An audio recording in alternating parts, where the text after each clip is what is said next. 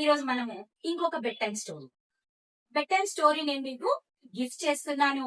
మీ పిల్లలకి మీరు night time దగ్గర అవ్వాలి, వాళ్ళు మంచిగా త్వరగా నిద్రపోవాలి అంటే పిల్లల్ని దగ్గర తీసుకొని ఈ బెడ్ టైమ్ స్టోరీస్ చెప్తుంటే ఒక రోజుకి ఇలా చెప్తూ ఉంటే వాళ్ళు మా మదర్ ఫాదర్ పక్కన లేకపోతే మేము ఉండలేము అనే స్థితికి మనం తెచ్చుకోవాలి, అఫెక్షన్ పెంచుకోవాలి మన మీద.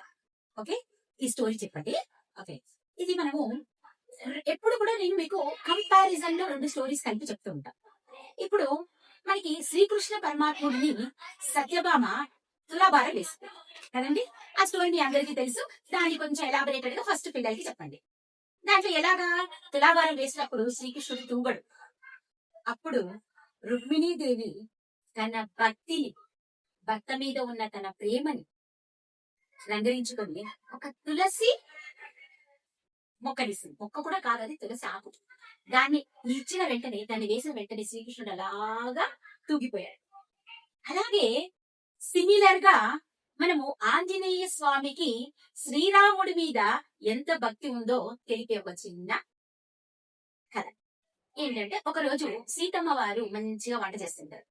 హనుమంతుడు వచ్చి అమ్మా నాకు చాలా ఆకలిగా ఉంది, నాకు త్వరగా అన్నం పెట్టేసి అన్నారు. సరే అని సీతమ్మ వారు వండిన వంటకాలతో ఆంజనేయ స్వామికి వడ్డిస్తూ ఉంది.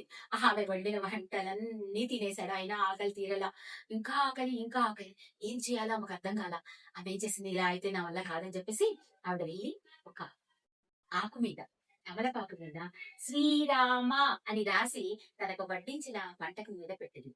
ఆయన ఆ వంటకంతో పాటు ఆ తమలపాకు కూడా తినేసాడు. అంతే, ఆయన కడుపు ఫుల్ అయిపోయింది. ఎందుకు?